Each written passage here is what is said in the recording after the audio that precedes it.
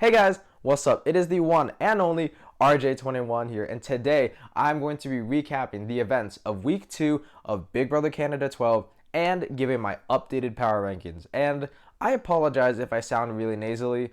It's currently allergy season and my allergies are kicking my butt. But I'm going to try and power through this and give y'all the update and the coverage that y'all deserve. Week 2 starts off with the Spitting Venom HOH competition, which is essentially a knockout competition where houseguests have to collect venom from their tubs and spit it into any houseguest of their choosing's tube. Once a houseguest tube is filled up to a certain point, they are eliminated from the competition. The first 4 houseguests eliminated from this competition are the have-nots for the week, while the last houseguest remaining becomes the new head of household.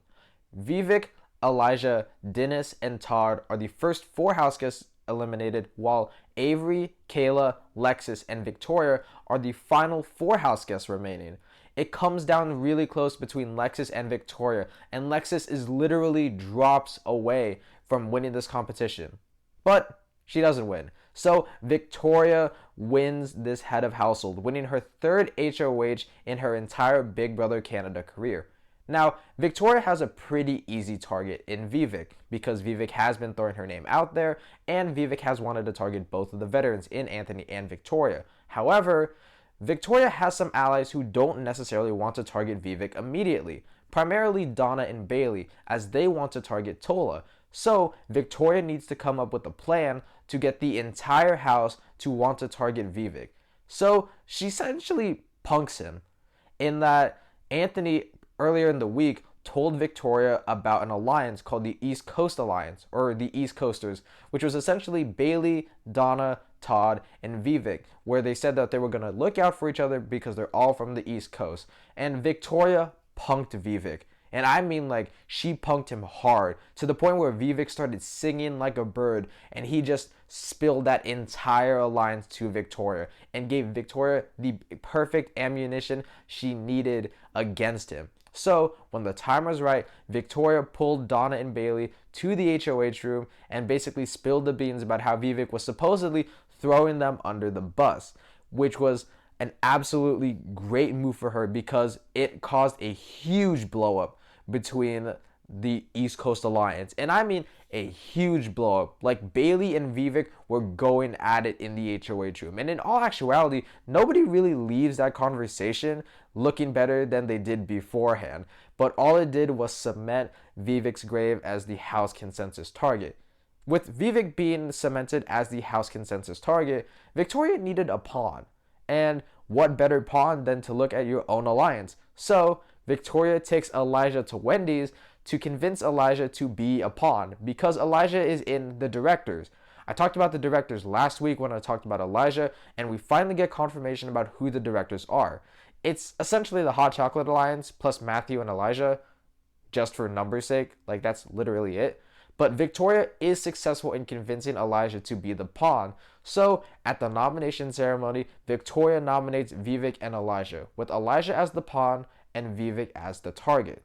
Before we can even pick players for the veto competition, the target shifts away from Vivek because Victoria catches Donna and Todd in the back hot tub room basically talking and chatting it up, and Victoria perceives that as Donna aligning herself with Todd, and Victoria doesn't like that. So Victoria shifts the target from Vivek to Donna, to the point where Victoria literally tells Vivek that he is no longer the target and that he is going to stay in the house. So when it's time to pick players for the veto competition, Vivek and Elijah, along with Dinis, Lexus, and Avery, are all selected to pick, with everyone being certain to use the power veto except for Dinis. Before these houseguests get ready to compete in this veto competition, it turns out that it's being hosted by Big Brother Canada Season 5 third place finisher Dimitris. It was a really pleasant surprise and I was really happy to see him, and it's really fitting that he was hosting this competition as it was Big Brother Comp Beast Boot Camp. It was essentially a obstacle course where houseguests had to push blocks through this big obstacle course, drop them through a chute, and once they get all of their puzzle pieces, they have to assemble a Sudoku-esque puzzle. Now, this competition came really close. Like, the top 2 finishers in Avery and Dinis finished within seconds of each other. But Dinis ends up coming out on top, winning his second power veto of the season in a row. Dinis winning this power veto was essentially the worst case scenario for Victoria, but Dinis does eventually reveal that he is going to use the power veto on Vivek. So at the veto ceremony, Dinis follows through on his word and uses the power veto on Vivek. And Victoria shocks essentially the entire house that isn't in her alliance and nominates Donna as the replacement nominee. And I mean shock. Like, shock. Like, people are blindsided and their jaws are dropping to the floor because not only is Donna nominated, she's now the new target because everybody knows that Elijah was the pawn. Even though Donna was the target, there was a valiant effort made to flip the vote, and the vote flip almost went through, with a lot of people considering keeping Donna in the house. But unfortunately, her efforts were all for naught as come eviction night, Donna was evicted in a 7-3 vote, with Bayleigh, Todd, and Dinis being the only 3 people to vote to keep Donna in the house. But before she leaves, she does get a goodbye kiss from Todd.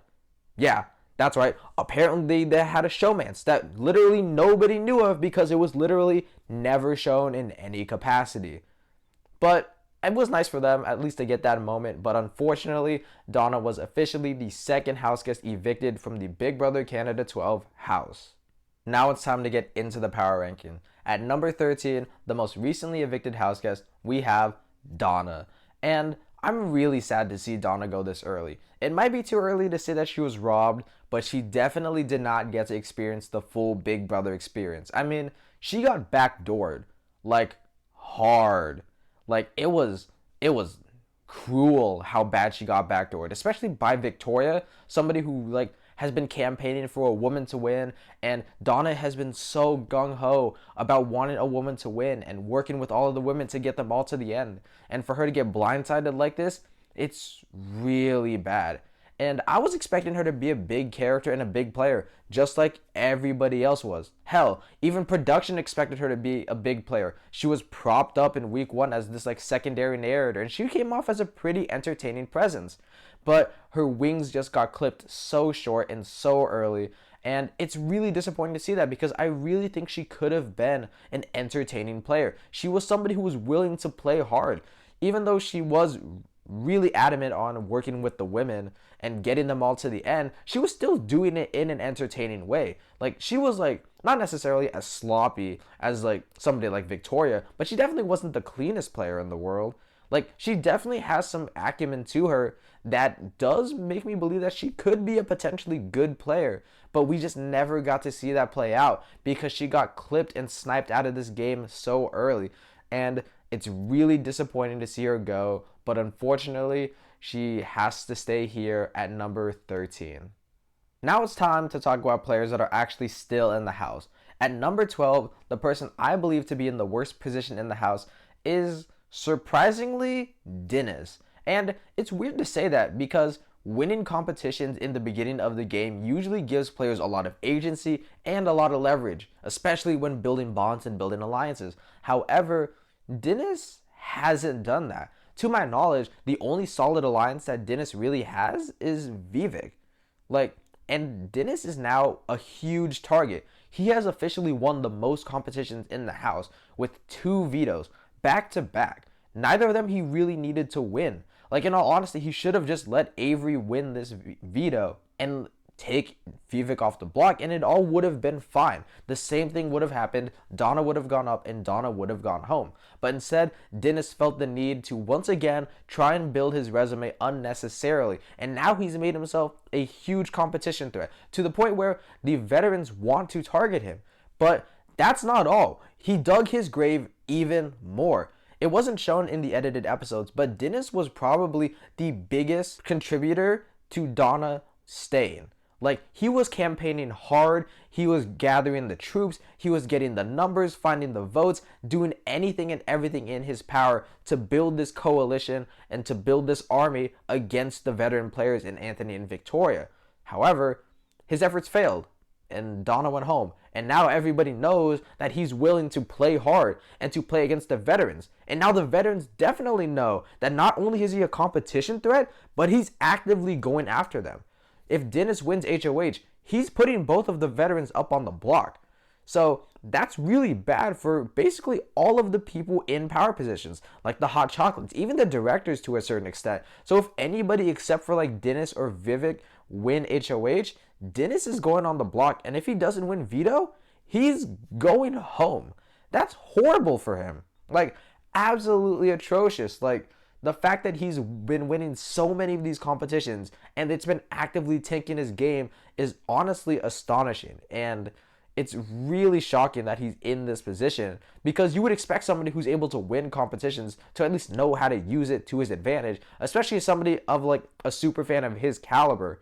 But he's absolutely blowing it, and that's why I have to leave him here at number 12. At number 11, I have my preseason winner pick in Vivek.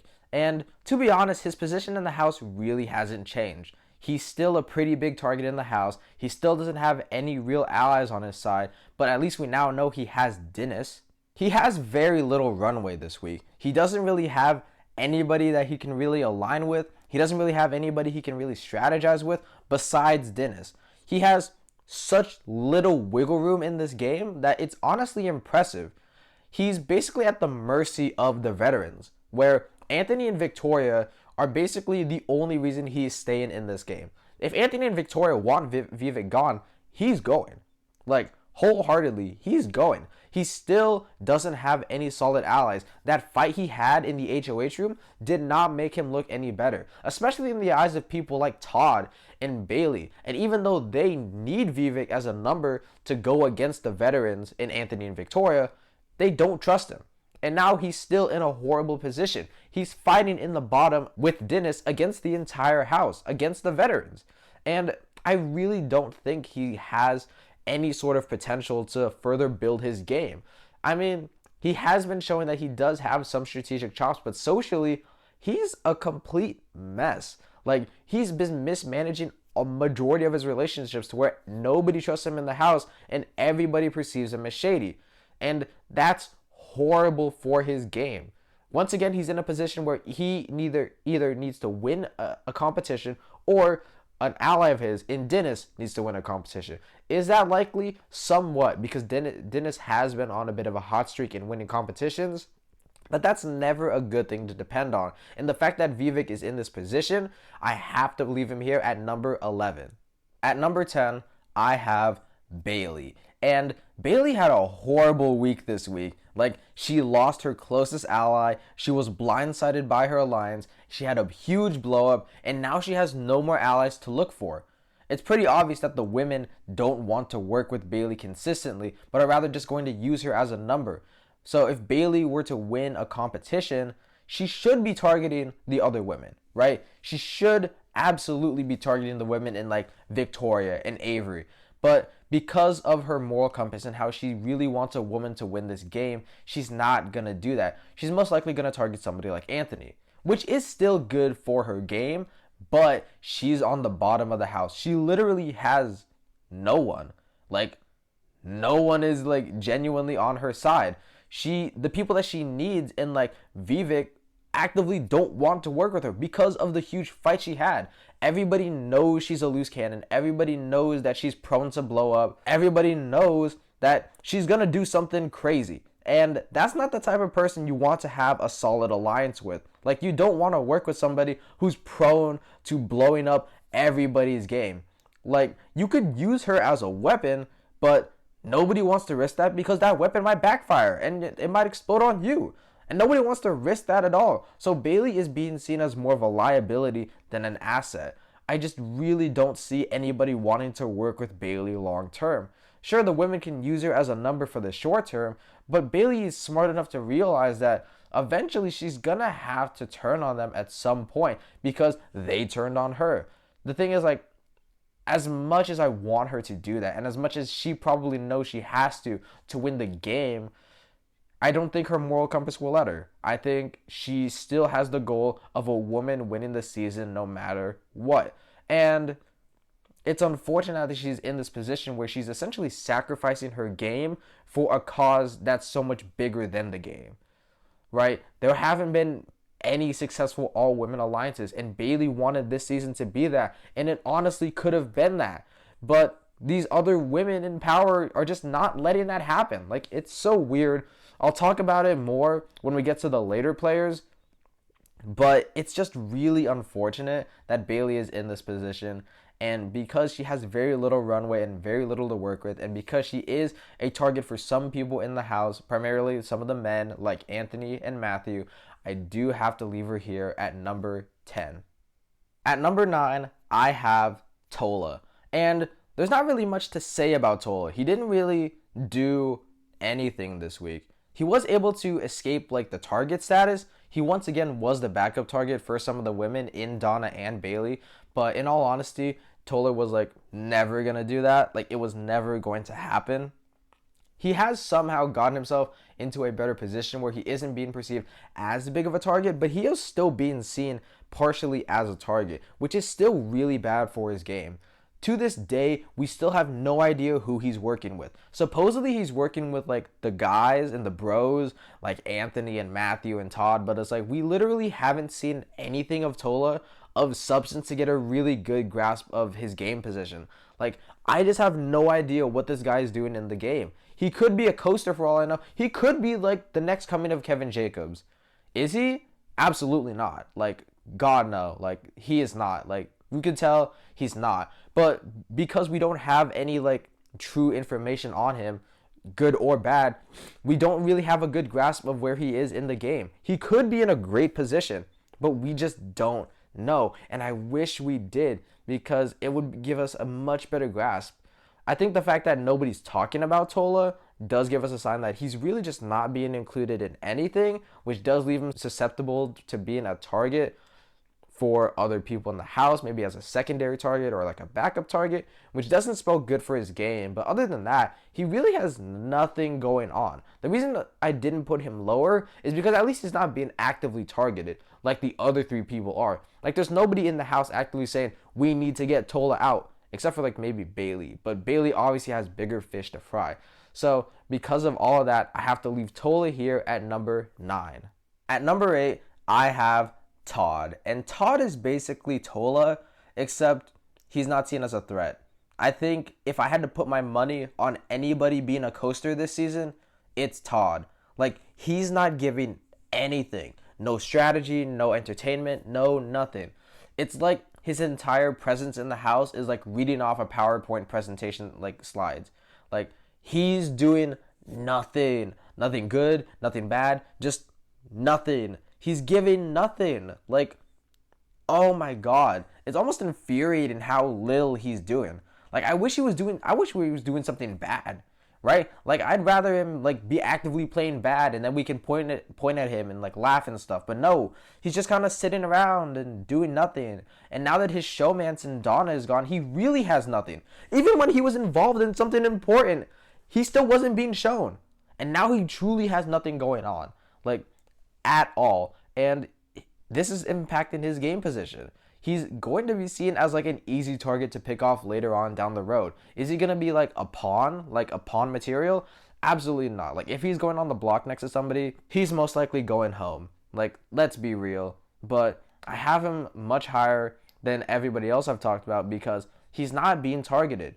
If he reminds me of any past Big Brother player, I think it's Will from Big Brother Canada Season 6. Like, this big, nice guy who's just not really doing anything and is probably going to get dragged far in the game. If he goes up on the block, there's a pretty good potential that he is going to go home. But I can easily see him being dragged far in this game and then just getting cut off because he's just no longer useful. Like, that's possibly the trajectory I see him going with this. But he's really just giving nothing. Like, absolutely nothing. And because I really have nothing to work with on him, I have to put him here at number 8. Now it's time to actually talk about people that are being included in alliances. At number 7, I have Elijah. And him volunteering to be a pawn this week definitely doesn't spell the best prospects about him as a player. However, I do understand his rationale. It did build a lot of good social capital within his alliance, and it just reaffirms to everybody in the house how trustable and how playable of an ally he is. But that does come as an expense, as now everybody does see him as expendable. Nobody sees him as like, oh, he's somebody I want to take to the end. He's like, oh, he's somebody I can easily throw up on the block, and he's not gonna get mad. Like, Elijah's put himself in this position because he volunteered to be a pawn. Like, if there's anything you shouldn't do in the Big Brother house, it's volunteer to be a pawn. I understand where he's coming from, but that doesn't mean I agree with his decision.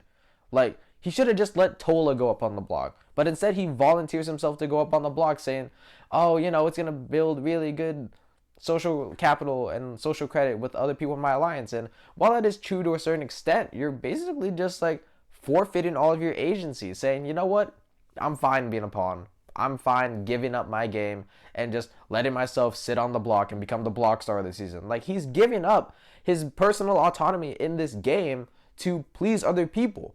And that might work in the short term, but in the long term, he's eventually going to get picked off when he realizes that he doesn't have any solid numbers around him. Sure, he is on the directors, but he's literally on the outskirts of just a bigger alliance. Like, he doesn't know this. He thinks that he's like a pivotal member of the directors, but he's anything but. He's literally perceived as just a number for the hot chocolates to use. And that doesn't spell very good for him. He's not being targeted by anybody, which is great for his game. Like, everybody loves Elijah as a person. Nobody wants to take him out anytime soon. But I genuinely don't know if this is going to spell good for him long term. I think this is already hurting his jury chances. The fact that he's willing to be this pawn and this block star, like, he's willing to just sit on the block and be fine with it. Like, that's not good. I mean, I guess it's not a bad thing that he's not afraid to sit on the block, but still, like, you should have some more agency to not want to be on the block. You can't have that much trust in your allies, because eventually there's going to be a time when you don't have the numbers, and then you go home and then you regret, man, I should have not have volunteered to go up on the block for the 8th time, or something crazy like that. I don't know. But Elijah, I'm concerned for him, and I worry that he might be put into a position where he's just not going to be able to save himself, because he's just expendable. And because of that, I have to put him here at number 7. At number 6, I have the other director add-on in Matthew. And the reason I have Matthew higher than Elijah is because at least Matthew didn't volunteer to go up on the block. Obviously, there's more to that. I'm just joking around. Like, Matthew is in a pretty solid position. He is included in the director, so at least he does have some allies protecting him in the game. However, he doesn't recognize that they're just using him as a number. He has been able to build some pretty solid one-on-one bonds. Apparently, he's really good with Anthony, and we know for a fact that he's really good with Lexus. So that automatically buys him much stronger social capital with more pivotal members within the Hot Chocolates Alliance. Elijah doesn't have that. Elijah's close to Victoria, but that's about it. And what's one person in the alliance going to do for you? Matthew, he has 2 people. 2's better than 1. So at least that's something for him. Other than that, we really don't see Matthew talking a lot of strategy. However, he is being viewed as a pretty pivotal member within the house. There are people who do want to target him because Matthew is being perceived as one of these alpha men who are manipulating the women. And that might not be true, but we might not know for sure. We don't really know what Matthew's doing in the game. A lot of the game talk we get about Matthew is people talking about Matthew, but not Matthew himself talking. We know that he's good with people. We know that he has solid allies, but we don't know from him himself. He's not exactly the most interesting personality, but a DR, a diary room once or twice wouldn't hurt. Like, I need to hear from this guy at some point. Like, he has to say something about his own game. I'm pretty sure he hasn't said anything about his own game. I think he's just made like random passing comments about like, oh, I'm having so much fun in the house. I could be wrong about that, but like, he's not really talking much about his own game. It's just other people talking about him and us having to make context clues about it. I wish we got to see more of Matthew, because Matthew is actually surprising me a lot in that he is turning out to be a pretty solid player. He is building really good bonds with very pivotal members of the directors, or more so the Hot Chocolates. He is building very strong bonds with them, and that might be making him a target in the short term, but in the long term, if he sticks around long enough, he's going to be able to prosper off of those alliances and those one-on-one bonds very well, and that could carry him to a point where he could possibly just win out. Like, Matthew, we haven't seen him compete in enough competitions to know if he is a threat yet. We know that he's at least liked the most out of the guys because he was the last man to be eliminated in the Spinning Venom HOH. So we know that the women at least like him enough to not want to immediately target him. But other than that, we really don't know how Matthew is as a competitor. He hasn't competed in he did compete in the first veto, and he wasn't really highlighting that, so we really don't know how Matthew is as a competitor, but he could get to a point where he just wins out, but we don't know, and even in that scenario, it's pretty precarious if he's even going to get there in the first place. So with all of that in mind, I have to put Matthew here at number 6. Now at number 5, we have the Hot Chocolate Alliance. Who would have guessed that they're still running the game? But here I have Lexus. And Lexus is still in the weakest position within the Hot Chocolate Alliance because she does seem to be the one that is the most disconnected from the core group. I mean, she is being included with within the women of the Hot Chocolates, and it's she is a pretty pivotal member in that. But even then, she's not even really getting the focus like that. It's more so on Victoria and Avery and even more Kayla than Lexus. So that's not necessarily spelling good for her. But what Lexus has over other people within the Hot Chocolate is that she has solid bonds of people outside of the Hot Chocolate Alliance. She has Matthew basically wrapped around her finger. She does supposedly have a solid enough bond with somebody like a Tola. So we do know that she does have some pretty solid bonds outside of the Hot Chocolate Alliance. The issue is that is currently making her a target in the short term, where people are wanting to clip Lexus's numbers much more early on, so she doesn't have that leverage later on in the game. She is somebody who is going to thrive with numbers. If she can build her own army to go against her fellow Hot Chocolate Alliance members, she's going to be set. The issue is the Hot Chocolate girls going to stick together to form that mission? Is Lexus willing to go against that mission where they want one of them to not only be the winner, they want to make it to the end together? That's a thing much bigger than the game, right? That's something that spans outside of this game. It's much more bigger than game. It's basically a mission for them. And I don't know if Lexus is willing to sacrifice that. Morally speaking, similar to how Bayleigh wants a woman to win, Lexus wants a woman to win as well, but it has to be within her core of the Hot Chocolates, and I don't really know if she's going to do that. I don't really know if she's willing to sacrifice that. She doesn't really seem like that type of person. I would hope so, because I would love to see Lexus do well and I would love to see her win, but I don't know if she has that killer instinct to turn on her fellow Hot Chocolate Alliance members to ensure that win for her. So that does make me a little bit weary about her game, but as it stands right now, she's in a great position. She has great allies, she has great numbers, and she could potentially build up a huge army to rebel against the much more powerful members of the Hot Chocolate Alliance and put herself in a much stronger position. But she doesn't have that right now. Currently, she's still sticking with the Hot Chocolates, and she doesn't have the army she needs to go against them. So because of that, I have to leave her here at number 5. At number 4, I have Avery. And in all honesty, I probably had Avery a little bit too high last week. Avery's gameplay this week really rubbed me the wrong way. I did not like it at all. Her crying and basically gaslighting Bayleigh and Donna into thinking that it was their fault, and it was it was the way that they were rolling their eyes and stuff like that. I really didn't like that. It felt really icky, and it didn't feel good to watch. Avery is starting to annoy me a little bit. Not gonna lie, Avery is starting to annoy me just a little bit because she's so loyal to this alliance, and I can tell to a certain extent she does have a bit of an ego where she's like, I'm a super fan, and because I'm a super fan, I know how to play the game, and because I know how to play the game, I must be a great player. And I don't like that. It comes off as a little bit cocky, a little bit arrogant, and I don't really like that. Needless to say, she's in a great position nonetheless. She has the Hot Chocolates, and she's not being perceived as a target. Sure, she might have been used as a pawn, but she still has built great social capital to the point where she hasn't sacrificed anything. Whereas Elijah, he did sacrifice his agency. With Avery, she hasn't had to sacrifice anything. Like, she's still in a great position. She still has just great allies, and I don't see her getting targeted anytime soon. The one thing I don't like about Avery's game the most is that she is folding to these veterans. Like, she is folding so hard to the point where she might just become like the third place GOAT who's fine losing to the veterans because she's like, you know what? I may have made it to the end, but as long as if you want to y'all win, I'm still fine with it because it was just an honor to play. Like, no! You should play for yourself. What are you doing? Like, she seems almost like resolute and just fine being like, you know what? Y'all can win. I'm just glad I got to work with y'all. Like, that's horrible. That's horrible. You shouldn't be playing like that. Why are you going to come on Big Brother if you don't want to play for yourself to win? Like, where did that spirit go? I don't like that. I don't like how she's almost giving her game up for these veterans.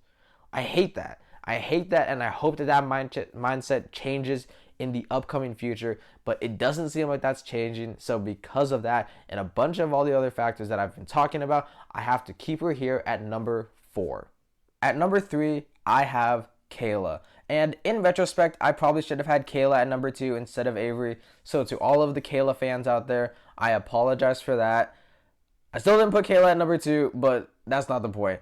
I think Kayla has been doing a very good job. I think she's been doing a great job, as a matter of fact. Out of all of the newbies, I think she's playing the best. She's been managing all of her relationships very well, and nobody's even throwing out her name as a potential target in any capacity. Not even like, oh, let's put Kayla up as a pawn, let's target Kayla. Like, no, nobody is talking about Kayla, and that's great for her. Like, if she can maintain this, if she can maintain this under the radar yet active in having agency like style of gameplay, she's going to progress very far in this game. She doesn't need to build her resume artificially by winning competitions like somebody like Dinis. She's just naturally building herself up as a very strong social player. She's kind of doing what Lexus is doing, but in a much better way, where she's not being so explicit in how well she is bonding with people. I think a really strong part of her game is how she is attaching herself to the veterans, so the veterans know she's with them, but she's also extending outwards and talking to other people, not just within the Hot Chocolates, but just branching outwards in general. Like, she has a really solid bond with Avery. Like, I wouldn't be shocked if those two had a final too. I mean, I don't think Avery would stick loyal to that because I think Avery would go with the veterans over her, but that's something else. But Kayla has a really solid final 2 with them. I think Kayla also has a really solid final 2 with Lexus. And outside of that, I think Kayla just has really strong bonds in general. And I think they're going to carry her very far. The only reason I don't have her any higher is because she's not exactly in a direct position of power. I don't think she has any major influence over a lot of the decisions being made in the Hot Chocolates Alliance. I think that's primarily going to the veterans.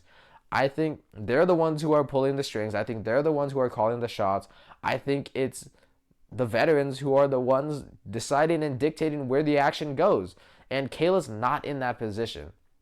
She's not being left out of the loop. Her voice is still being heard, but she's not the one controlling the conversation. And because of that, I am a little bit weary about her, like, in the very, very late game. When she is going to need that agency to take them out, I don't know if she's going to be able to have the allies or the numbers around her to be able to do that, because she's just not in that position of power to be making those big moves. She shouldn't be making those big moves. Obviously, she shouldn't be making the big swings at the veterans yet, but she does need to build some repertoire with the other house guests so that when she does need to make the move, she can. And I have full faith that she's able to do that. But because she's in a great position but not currently in the power position, I have her here at number 3. Would you look at that? The top 2 are veterans. Who would have thought that making the 2 veterans the only people eligible to compete in HOH and then giving the veterans essentially a knockout HOH comp that benefits their alliance? Who knew that it would keep the veterans in power? But that's just me being like facetious. At number 2, I have Anthony. And Anthony surprisingly had a very good week. Even though he did have that blow up at Bayleigh that I found really, really icky and I really didn't like off topic, but that whole conversation, the way he was talking to Bayleigh, I hated that. I thought that was really inappropriate. Like, he really was talking down to her. And I'm really starting to understand the claims of Anthony being a misogynist. Like, I don't think he actually is a misogynist. However, I do think he is very, very unaware of how his demeanor comes off to the women. I don't think he understands how much he is talking down to the women. I genuinely don't think he understands that. He comes off as very arrogant, specifically and only with the women. Like, it's really concerning to see, and I really don't like it. It's really icky, it's really gross, and if it gets any worse, I don't know if I'm going to be able to handle it. But outside of that, Anthony had a great week this week. Because he wasn't in power and because he wasn't the one who had to make the big decisions, he was able to spend a lot more time focusing on building and strengthening and solidifying his bonds, and he's been able to do that. He has a really strong bond with Matthew now, where people are now perceiving the two of them as a bit of a duo, which is a bit unexpected, but it's great for him. He's also been able to build some really strong bonds with the likes of outsiders like Tola. And I think if he's able to rally up these troops, something that I've been complaining that the other members of the Hot Chocolate Alliance and like Lexus and Avery and Kayla have been unable to do, Anthony is actually acting on that. Anthony is actually able to rally the troops and build allies that are going to surround him and protect him and do him well in this game. And it's really shocking. It's really shocking that when Anthony isn't in power, Anthony's playing the best. I think this is the gameplay style of Anthony that suits him the best. I think if Anthony's in a position of power, whether it's winning an HOH or holding the power veto, he's gonna mess up somehow. He's gonna mess up, he's gonna somehow make himself a target, and he's gonna blow up his game. But if he's not, and it's just pure social strategy and socializing with others, he's gonna kill it. And he has been killing it. However, the reason I don't have him as number one is because there are people in the house who would put up both of the veterans, primarily Dinis. Like, if Dinis were to win HOH, he would put up Anthony and Victoria. And if neither of them won veto, I think Anthony would go home over Victoria, because I think Anthony is just perceived as a bigger threat. So because of that possibility, I couldn't put him at number one, which leaves him here at number two. Now at number one, the person I believe to be in the best position in the house is still Victoria. And Victoria had a really bad HOH, but it somehow didn't impact her position in the game. I'm going to get this out the way so I don't have to worry about it later. Victoria's game this week really rubbed me the wrong way. Like, really rubbed me the wrong way. Like, I know last week I was talking about how I could potentially be wrong about how Victoria just targets the women incessantly and for seemingly no apparent reason, and how she's trying to align herself and make herself good with a lot of the men in power. And I said that I could have been potentially wrong, but this week proves that my memory did serve me correctly and I was right. Because if Victoria was truly passionate about wanting a woman to win this season, the last thing you do is put a woman up. Like, it makes no sense. I think it was the wrong move to go after Donna. Like, if you're worried about the East Coast connection, you take out Vivek. Everybody already wants him out of the house. You might as well take him out. If you don't want Vivek to go home, then send home Todd. Because sending Todd home would at least still weaken Donna, somebody that you don't want to win the game and somebody that you are in direct opposition with. But the fact that she's constantly preaching how she still wants a woman to win and she still wants the women to work together, yet she's actively targeting the women, it just rubs me the wrong way, because it makes me feel like she's using people's outside influences for game reasons. Like, Bayleigh and Donna were literally willing to fall on the sword if it meant sacrificing their game for a woman to win.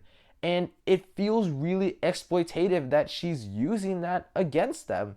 It almost feels like Victoria has formed this clique where it's like, oh, I want a woman to win, but only these women. Like, I only want these women to win. I feel like she's clicked up the hot chocolate women. Like, I really feel like she's kind of clicked them up and said, if a woman wins, we want a woman to win, but it has to be a woman in our group. Like, not those women, specifically our women. It's kind of like the girls from Big Brother 24, where it's like, oh, Like, we want a woman to win, but not them, because they're not a girl's girl like we are. That's essentially what she's doing, in that she's saying that I want a woman to win, but it has to be within our core four, not them. Like, it just feels so icky. Like, you want a woman to win, but in order for a woman to win, you have to sacrifice a woman? Like, what? What? What?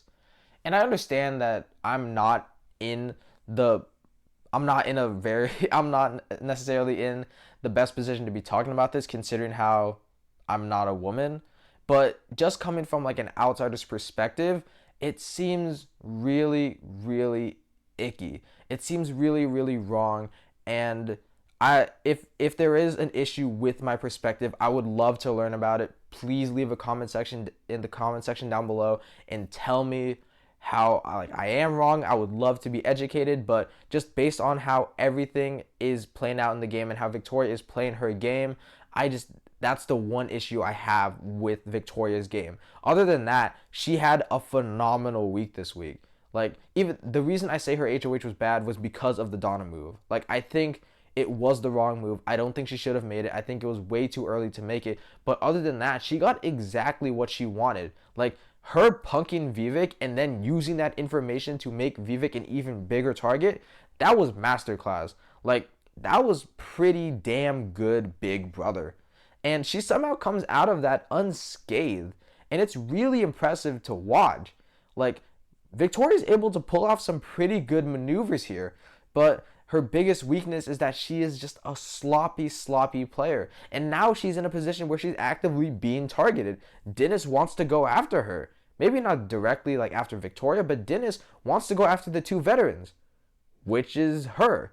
So that's obviously really bad for her, but she has so many allies and so many soldiers around her that are willing to protect her that she's honestly not in that much of danger. But even though she is in like no danger, and even though she is in this really strong position, I don't come out of this week with a very positive opinion about Victoria. I think her gameplay is a little bit icky. I think it does cross some boundaries that are a little bit questionable. It just feels a little bit performative how she is saying that she wants a woman to win, but she's actively targeting a woman. Like, it just doesn't make sense. But despite all of that, she's still in a great position. She's most likely not going to be going home anytime soon. And because of that, I have to keep her here at number 1. Overall, this was a very entertaining week of Big Brother Canada. With Victoria in power as HOH, there's 2 things you can guarantee. Number 1, there's gonna be some chaos. And number 2, she's gonna target a woman for no reason. But okay, I'm gonna get off of that. I really need to stop beating that dead horse. Obviously, like, her entire HOH reign this week was very entertaining to watch. It was really entertaining to see some people scramble. Some people like Vivek and Dinis and Bayleigh and Donna. It was really interesting to see them scramble this week. And it was such a good change of pace from week 1, where everyone was just resolute in sending Janine home. Here, there was actual intrigue. There was people actually playing the game, and people who were willing to flip the vote and make big crazy moves, and I love that. This is the Big Brother I live for. This is the Big Brother Canada I live for. And I'm just so excited to see this continue for the rest of the season. Please, Big Brother Canada 12, don't let me down. Don't let this just be a steamroll of the veterans. Let's let somebody in the minority win this HOH and cause some chaos, because I'm ready to see even more of it. Because if Victoria is causing this much chaos in power, just imagine what's going to happen if she ends up on the block. It's going to be crazy. It's going to be full of fireworks, and I'm absolutely going to love every second of it. But those are my thoughts. If you have any different opinions, especially about Victoria and her whole targeting the women and preaching that she wants a woman to win and the contradictory statements that she's making, please leave your thoughts in the comment section down below. Be sure to like, subscribe, and share with your friends if you have any of those, and I'll see you all in the next video. Peace.